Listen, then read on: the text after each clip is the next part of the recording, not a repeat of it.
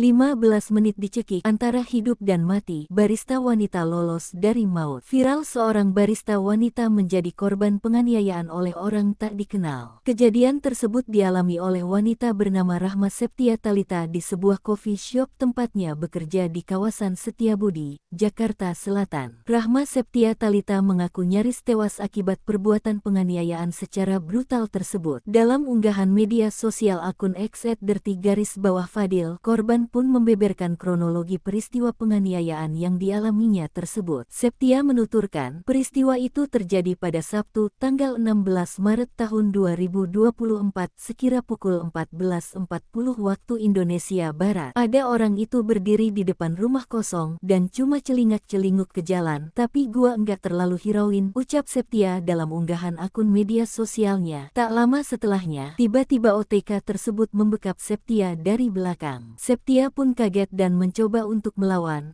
dengan cara menjambak rambutnya.